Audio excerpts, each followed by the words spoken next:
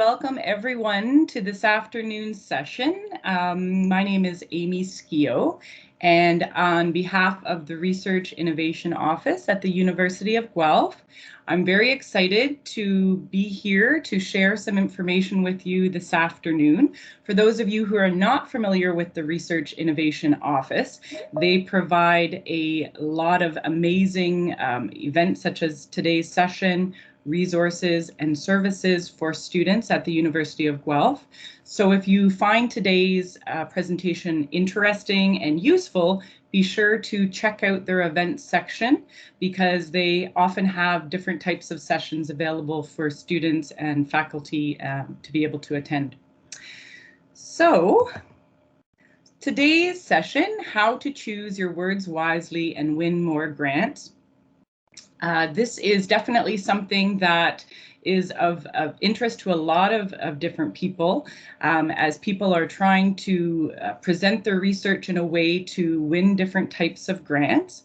And so thanks to everyone for attending the session today. I know there's a lot going on in the world right now. So thanks very much for taking a bit of time out of your busy days to be able to sit back. Hopefully everyone has their favorite warm beverage. And we're going to talk over the next hour about, how you actually can do that, choosing words wisely to win more of those grants. I'm sure some of you on the call are very familiar with grant writing and perhaps others are not so familiar. So we are going to start off with some basics of, what a grant involves, and then we can get a little bit more into the nitty-gritty of being able to refine your words, etc., again, in order to win more of those grants. So today's agenda, we are going to talk a little bit about the various components of a grant proposal. We're going to talk about being able to write an effective problem statement and needs assessment. We'll talk a bit about common challenges with proposals and how to overcome them, because certainly, if you've encountered some challenges, someone else has as well. So certainly we'll go over kind of the most common ones. We'll talk also very briefly about how to package your proposal so that it is most effective. And then what I would like to do, if time permits towards the end of the session, is to put it out to you and see if there's anyone that's part of the session today that is willing to maybe share their experience with grant writing and perhaps give some words of wisdom to some people that might be part of the session that are not as familiar with grant writing. All right.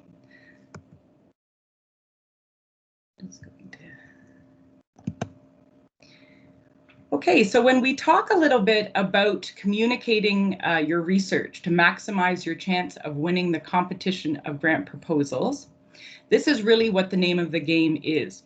It's all about being able to win those grants.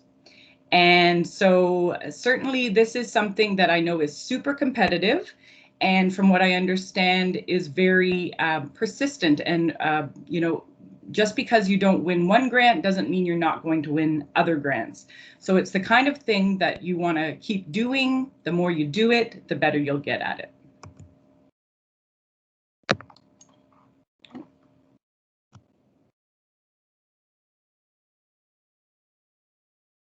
Sorry, I seem to be having a little technical difficulty here.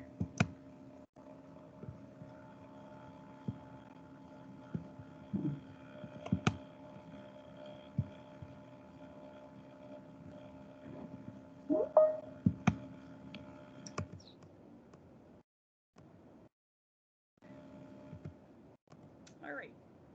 So begin with the idea of, what can you do when it comes time to think about the various grants that are available to you. We really want to think about things that you can do even before you start writing your grant. It's a really important opportunity. What some of the main suggestions are is that you reach out to the program officer of the organization of the grant that you are applying to. Get familiar with them, network. Be sure to, have a bit of a relationship formed. And certainly if you need to reach out more than once, not to feel, hesitant or embarrassed to do so. That is definitely something that is recommended. Certainly also reading all aspects of the proposal very carefully. Looking at the scoring is something definitely that you want to do even before you start thinking about writing your grant. The other thing is to look at other people's grants and network. You know, who else has done this? What words of wisdom do they have? And, you know, if they especially have applied to a similar type of grant, they may have some really good advice. So certainly asking your peers to share grant applications that they've done will help you, as well as participating in review panels. So, you know, knowing exactly what reviewers are looking for when it comes to grants is also a really great way to be able to gauge the types of things that you need to do in order to maximize your own grant writing. Certainly knowing your audience, who is likely to review your proposal. And this is something that you will hear me mention a few times today, the idea that the reviewers, although they may have a scientific background to a certain degree, they don't often know a lot of the jargon or the specifics when it comes to the area of research that you may be working in. So knowing who your audience is really quite important, and making sure that throughout the grant writing process, you are actually tailoring your message to that audience. Gathering information related to budgeting, of course, really important when it comes to that, and specific to the University of Guelph. So kind of gaining all of that, and again, looking at various peers that you may work with who have done this is a huge, huge resource. And then, of course, looking at calculating indirect costs and benefits. So things that aren't obvious, taking some time to actually think about that. And really, the main name of the game when it comes to the pre-writing part is that it actually takes quite a bit of time also to do this, even before you start the writing process. So be sure to give yourself that time. So when we look at the main components of a proposal, we'll just very briefly look over these because, again, some of you may not be as familiar with grants, and of course they will be different depending on the various grants that you're applying to. So of course we have our title page and our cover letter. This is really a very, you know, the first thing that a reviewer is going to see. And the thing that we want to talk about this cover letter is actually your cover letter, even though it's the first thing someone's going to see, it's the last thing that you're going to be working on, because it's meant to be a bit of a reflective piece. So after you've completed your entire grant proposal, that's when you're going to go back and work on that cover letter. Your introduction and abstract or summary. Again, this is a brief overview of the proposal with information about perhaps, you know, the institution, the project needs, methods, all in a very summarized format. You definitely want to give some institutional background, describing, you know, location, demographic, mission, that kind of thing.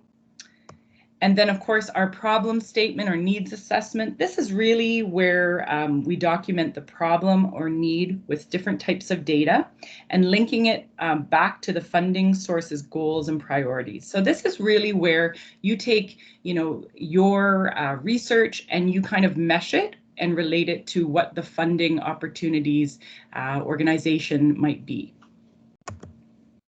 Your program goals and objectives. So of course, these are your outcomes that you're going to be able to identify and in a measurable way, of course.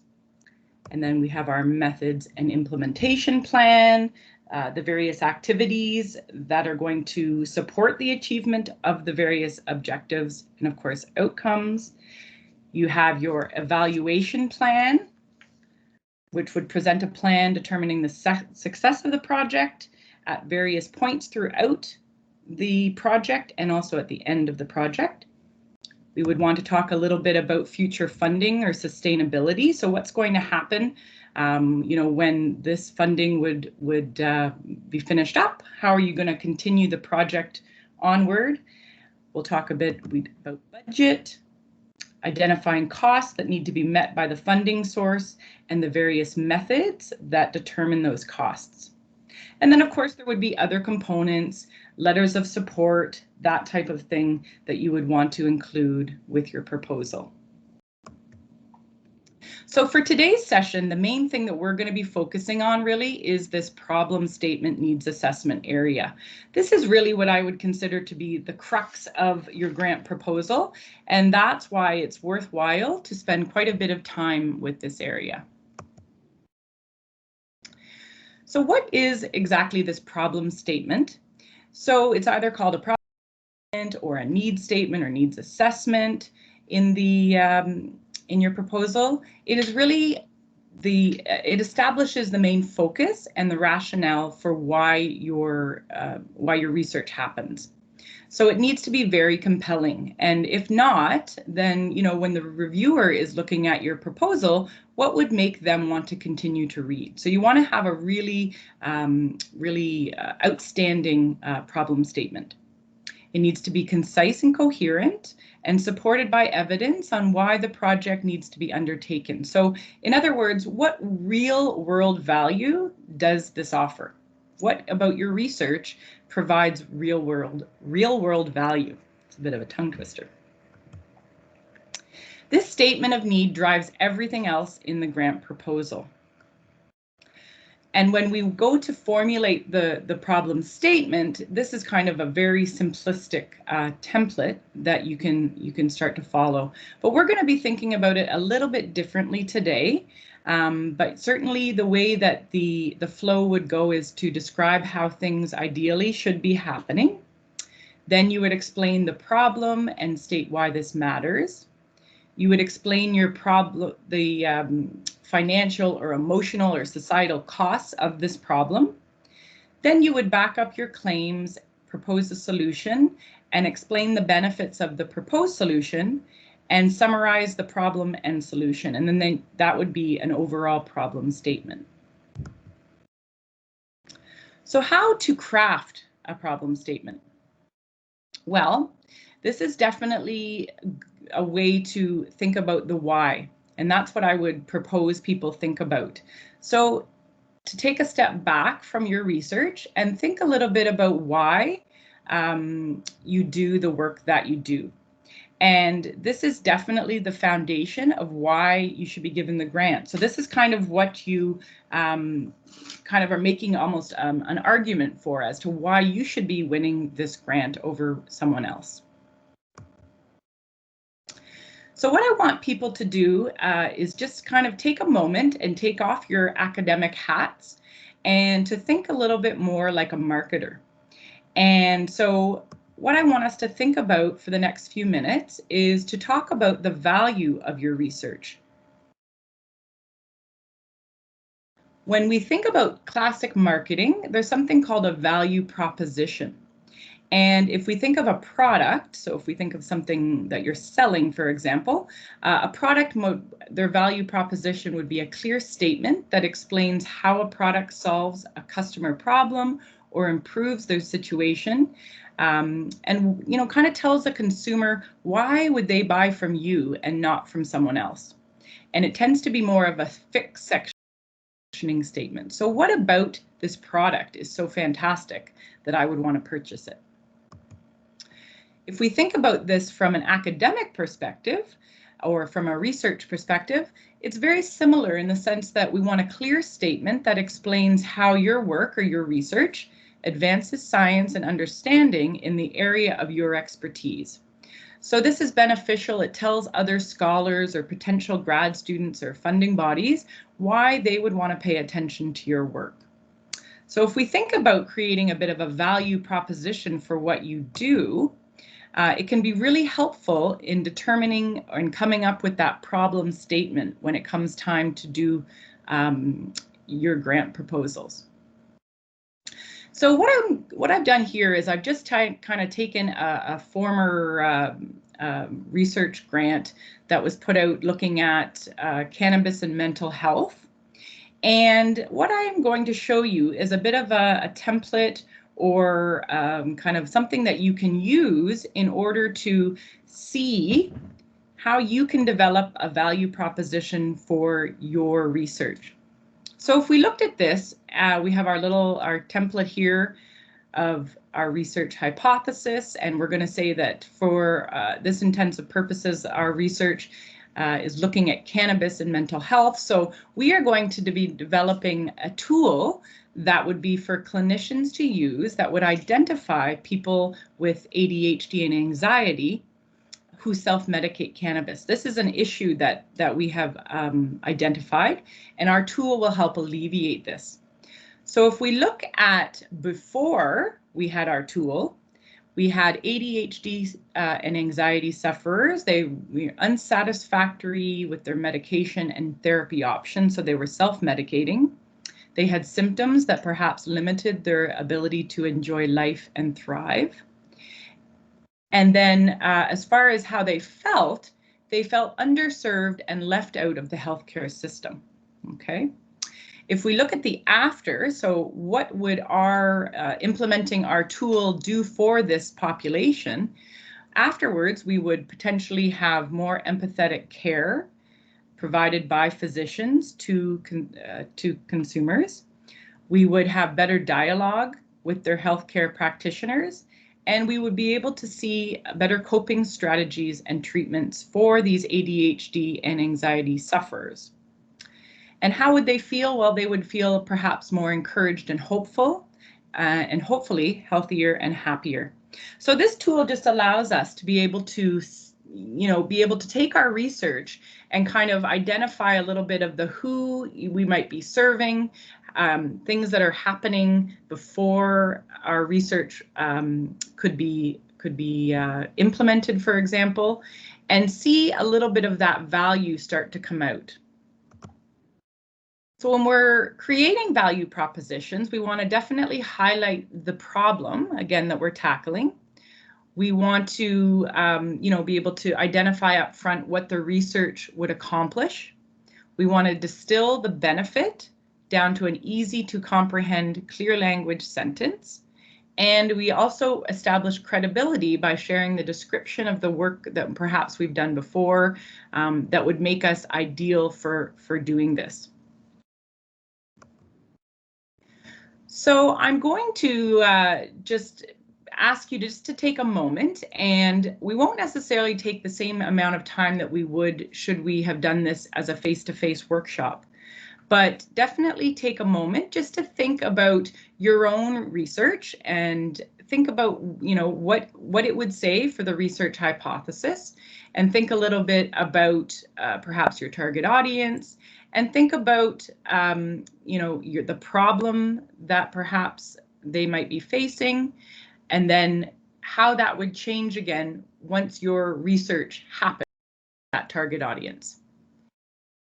So I'll just give you a moment to think a little bit about this.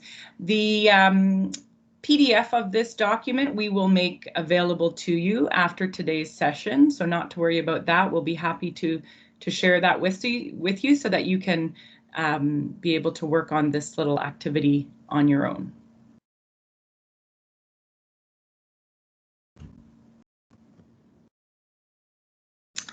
So in being able to see, have I done an okay job with my value proposition, here's a little checklist. Is it a short sentence? Is it specific? Does it make the reader or listener want to know more?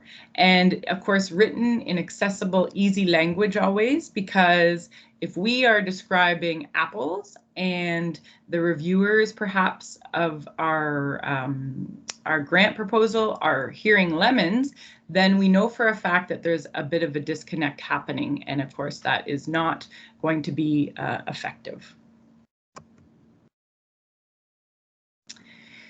I want to move a little bit now about being able to take this information and framing your value proposition. And the reason why I'm doing this is because I feel that by being able to come up with a bit of a value proposition for your research, this really helps the foundation of creating that problem statement that we talked about when it comes to grant writing. So when you're writing your value proposition statement, you definitely want to include the group or community that would care about this problem, the service that your research will deliver, how you plan to deliver it, and maybe also include why you are delivering it as the expert in this area of research. So the first thing, again, who, you would add as much detail as possible around the who, the need or the problem, so to speak. You would clearly explain the unmet need, the fix, which is describing how your product or your research solves the problem.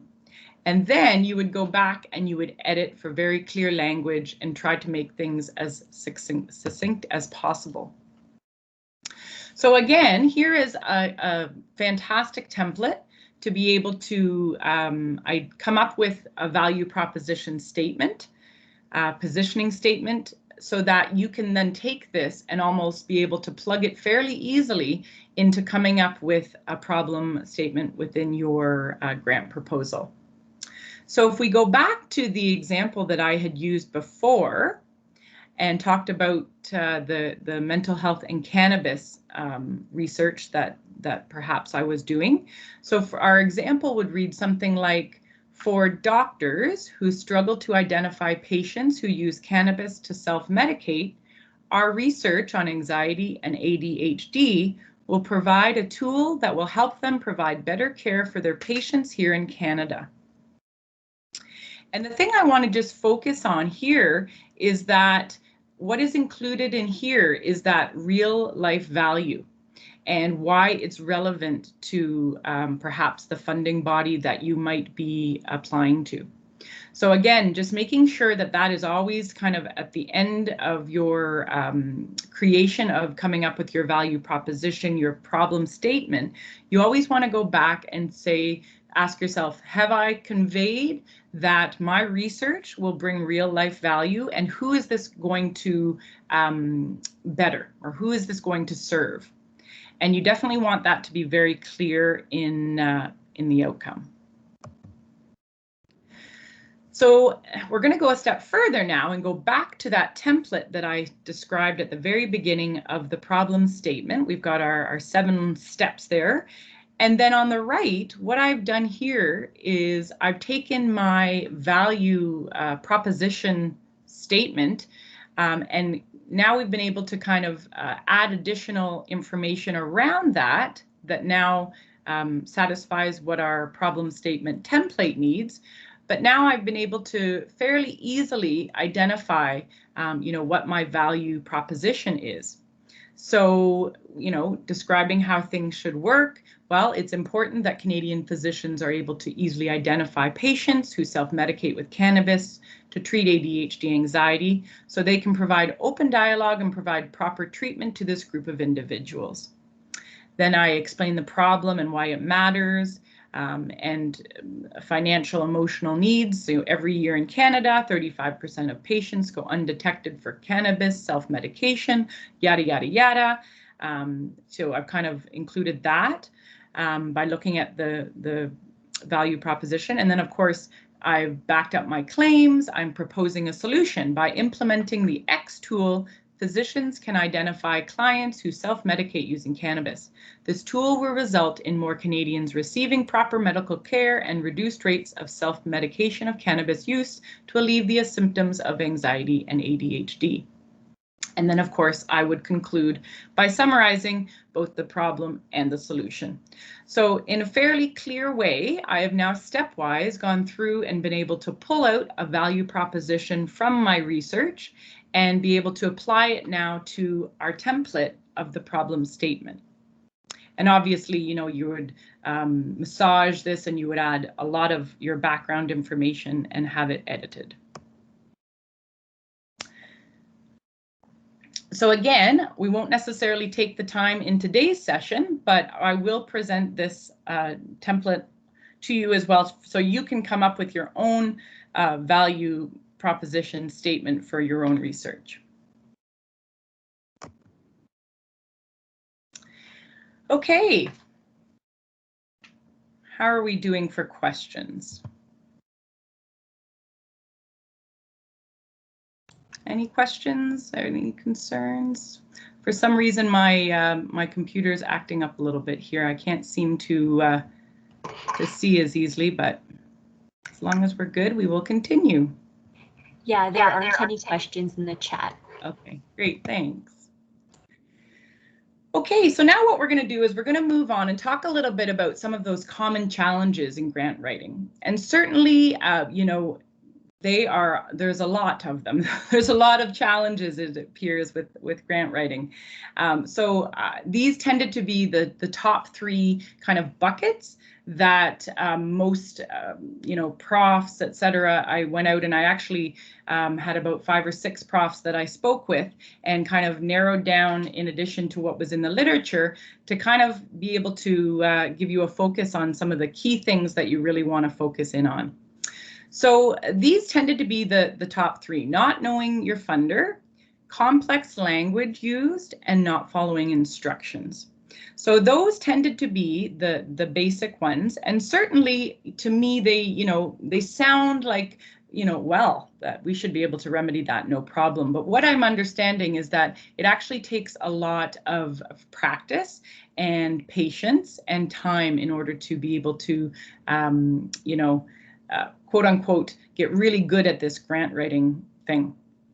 So understanding your funder, which, fundamentally sounds like, of course you would, but at the same time, I can understand that it is actually takes work to be able to take the time, perhaps look into the work that they fund. Again, reaching out to the program officer, as I talked about at the beginning, seems to be a really effective way to build a relationship and network a little bit, even within the funding body, to find out a little bit more about kind of the values or perhaps their mission. Looking at mission statements on websites, for example, but also, again, going back to looking at the work that they fund. Are there commonalities or threads that you can kind of relate to the various work that you do in your research and make a bit of a tie there as well? And of course, good old Albert Einstein here: if you can't explain it simply, you don't understand it well enough. And I thought this was an interesting quote for sure, because language is a really important part of grant writing. And it appears that really clear language is super important, and it is simply the process of explaining concepts. And this process is how we can actually make our writing clear to clarify the content that we're really trying to share. And it allows us also to narrow down on some of those core messages that we really want people to understand and we want them to pay attention to. So when we talk a little bit about what clear language is, it's defined by the results being simply easy to read, easy to understand, and easy to use. And it's not necessarily a set of rules, but it's an approach. So we want to use clear words and ideas and have logical flow and clear design. And really, again, this goes back to the idea for grant writing that you want someone to take your application and make it doesn't have to be work for them. They are able to easily see the information that they need to see in a very clear and organized format. What clear language is definitely not dumbing down your message or oversimplifying things. Just because you're not going to be using a lot of perhaps acronyms or jargon doesn't take away from the message that you want to get. You definitely aren't removing necessary content. You're perhaps sometimes just using different words to be able to convey specific or complex messages. And the interesting thing is that it's definitely not as easy as people often think, and it can actually take you about 50% longer to be able to speak in using clear language compared to how most people just want to speak and write. The other thing, of course, is to think about literacy and various levels of literacy that exist. And so when we think of literacy in Canada, there's different levels that different people, depending on their life stage, are in. So when it comes to level 1, we would think that people have a lot of difficulty reading text. They would have trouble locating an intersection on a map, for example, or understanding a prescription or directions in a cookbook. Level 2, people would have limited reading skills, They would be only dealing with material that's very simple and clearly laid out. Level 3 would be literacy level probably suitable for coping with the demands of everyday life in work and advanced society. So for example, it would be like secondary school level or college level, and it requires the ability to integrate a few different sources of information and solve a problem. Whereas level 4 and 5 is definitely a higher command of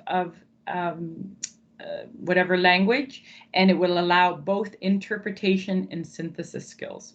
So when we're talking about grant writing, we want to probably be focusing in on about a level 3.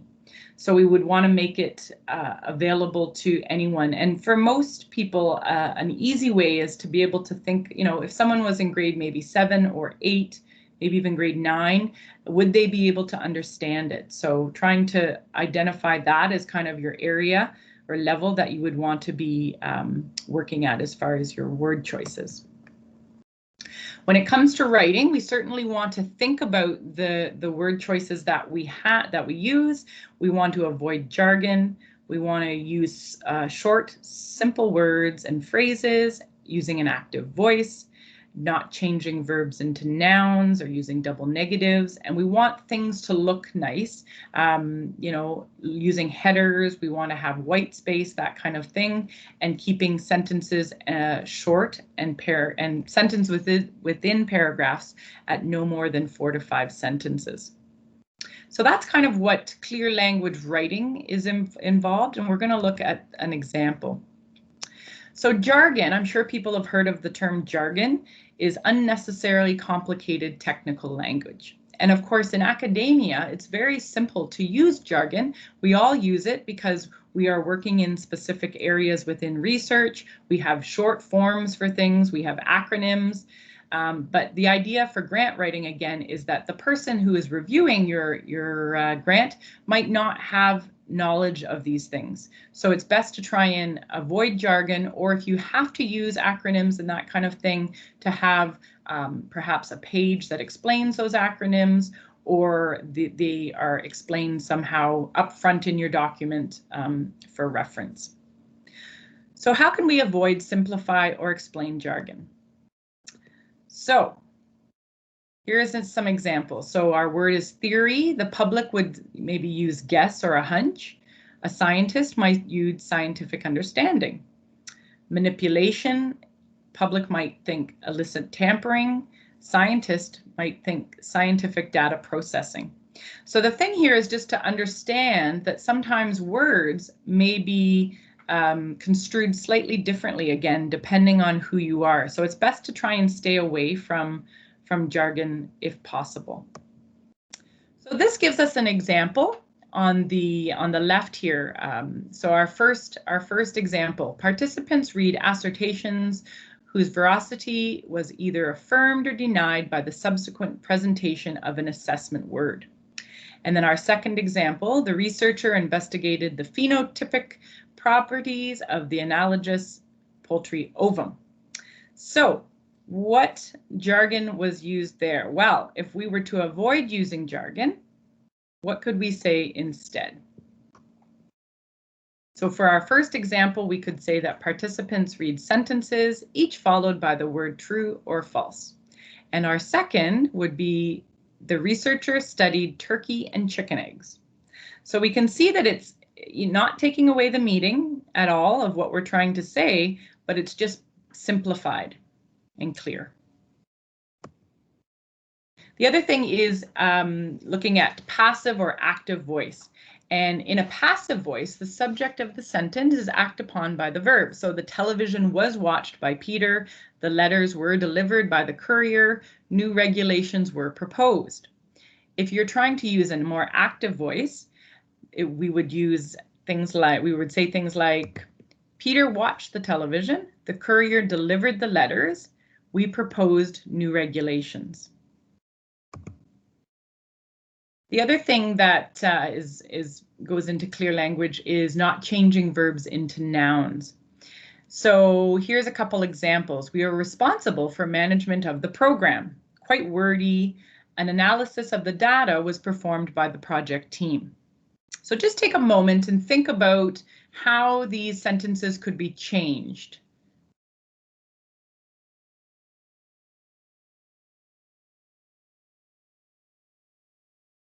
All right, and so instead of saying we are responsible for management of the program, we could say we manage the program.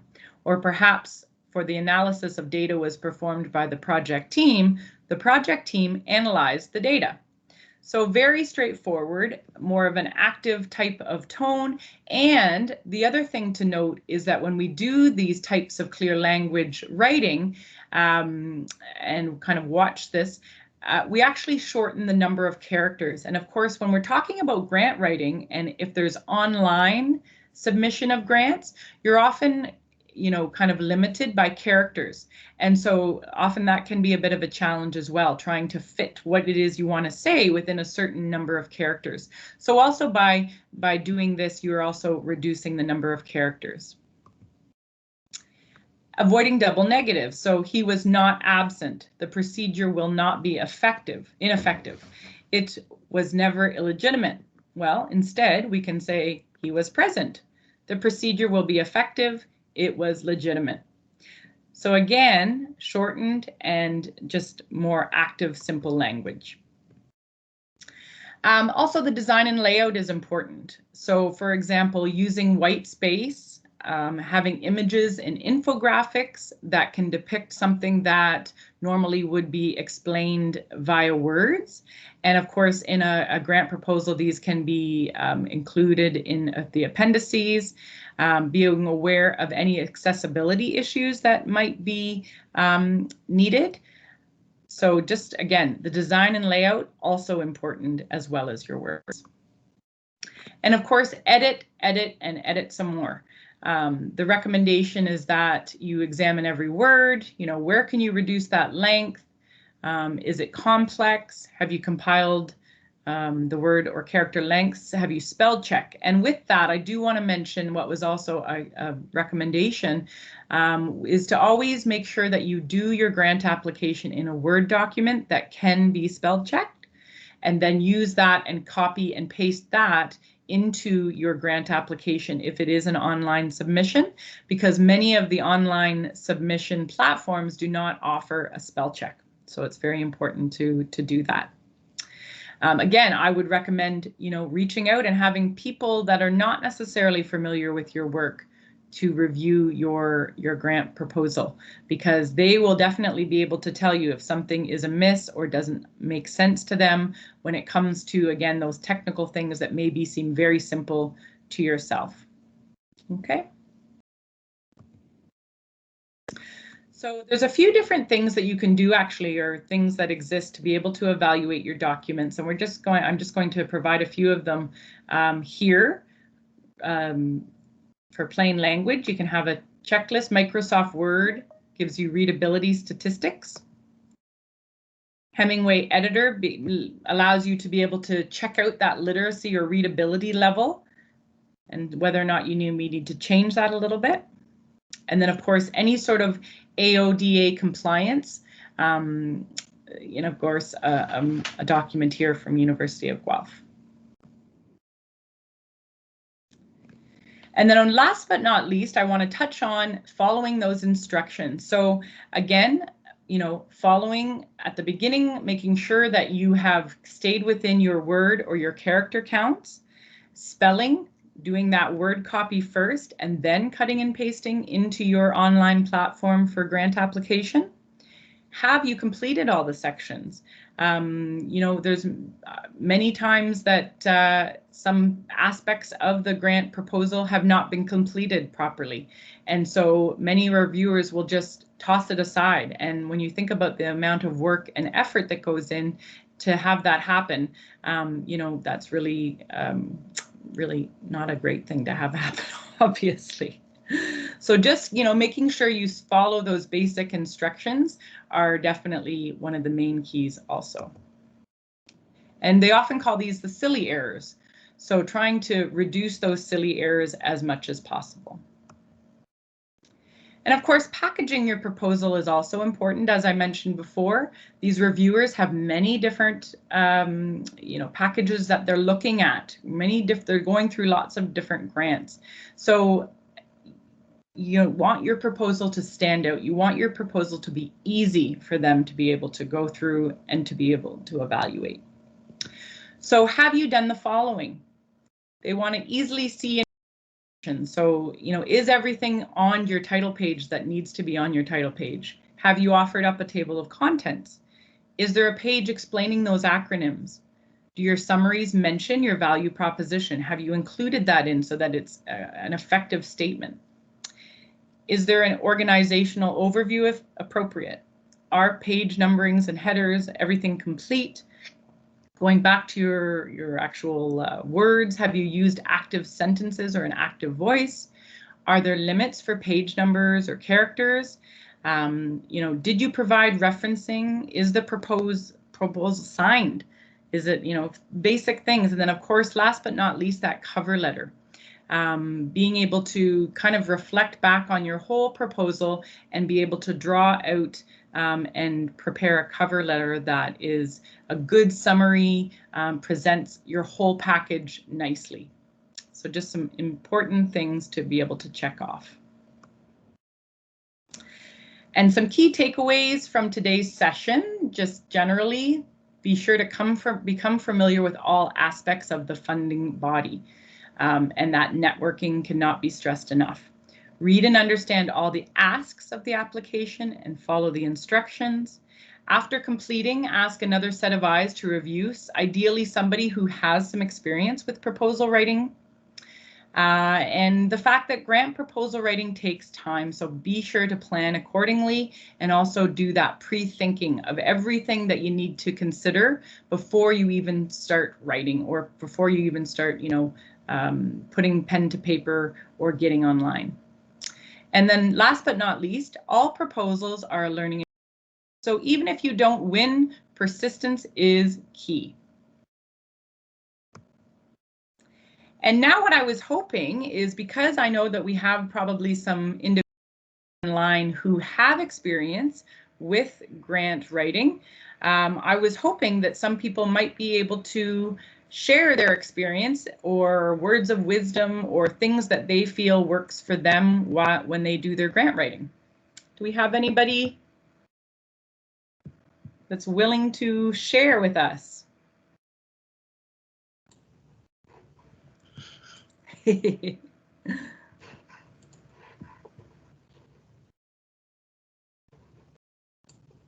Amy, can you see the chat at all? I can now, yes. Okay.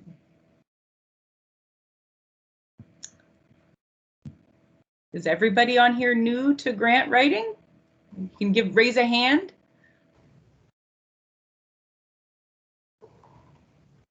We've got a few people who are new. Okay. Anybody have experience or heard of things that work well for others that I haven't mentioned today?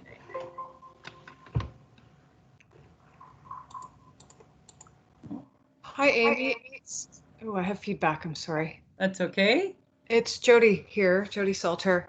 I just wanted to make a note for any of the participants on today who are affiliated with the University of Guelph, faculty or grad students, that they can bring their grant applications, their grant writing, their cover letters to the Writing Center and work with our staff just to have sort of that, what you were talking about as that second, critical reader.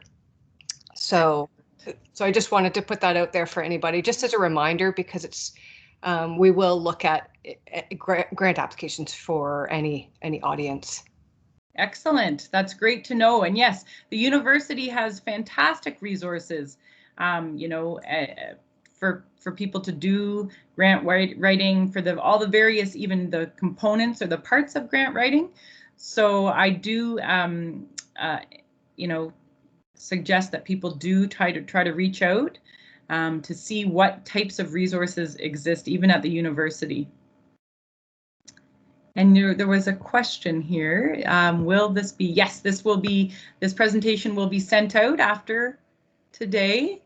We have Stephen who says, write in such a way that assumes the reviewers of your grant are overworked, lacking sleep, and have a huge stack of proposals that they left to the last minute and skim through the night before the meeting where funding decisions will be made. Yes, exactly. And that's where that packaging really does come into play, and making things very simple for the reviewer. They will appreciate it for sure. And then we have someone, Nani said, I know some people who add short videos that summarize their proposals. What do you think about that? Is that necessary? I wouldn't necessarily think it's necessary, but that is definitely interesting. Has anyone else heard of this happening? I would think that with some applications that would work and some it might not. And to me, that would be a perfect example of reaching out to the program officer to be able to have, again, a bit of a discussion to say, you know, is this something that's a good idea, or would this be frowned upon? And of course, just like any grant that you're applying to will be slightly different in what their ask is, so to speak, what they want you to do. So it's always good just to make sure that the ask is very clear and that you ask questions.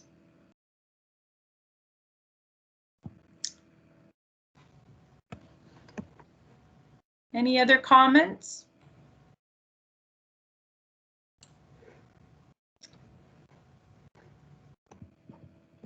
Okay, I'm going to attempt to go back to my presentation here. Just give me a moment.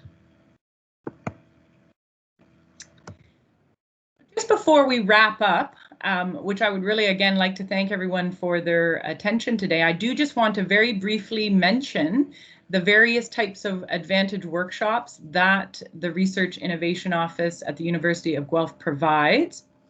They're really for researchers who want to win grants, develop long-term collaborations, mobilize teams, improve team dynamics, and learn how to communicate effectively. And here's the examples of the various workshops that exist. And again, you just, you know, they are advertised certainly, but if you think about checking out the event section of the Research Innovation website, there you can see kind of a list by calendar of the various workshops that are happening. And, also in your package, we will also include some additional information on the workshops that do exist.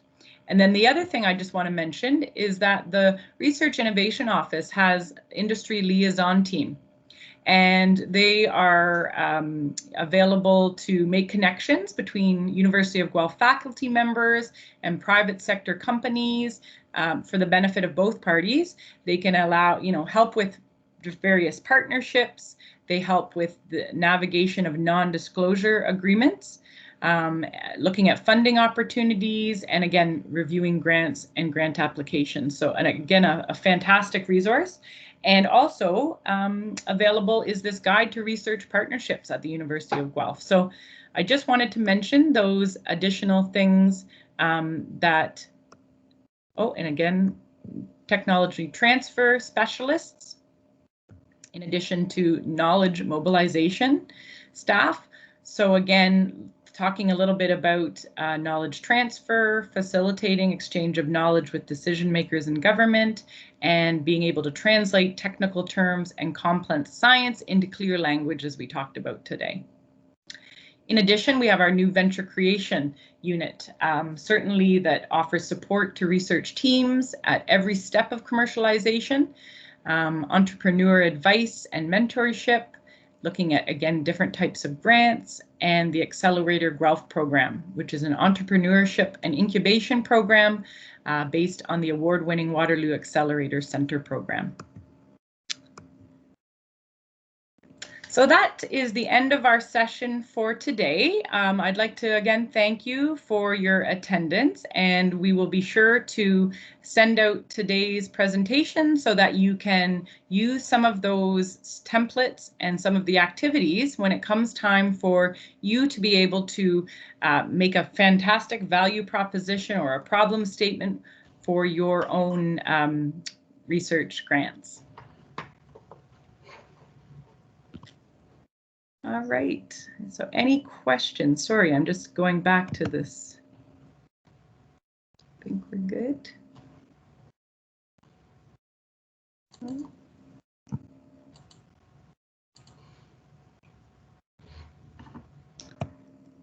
All right. Well, I think we'll end today's session then. Thanks, everyone, and have a great evening. Thanks, everyone, and thank you, Amy. That was a great presentation. Okay. Thank you all. Have a good evening too. Thank you. Have a great evening. You too.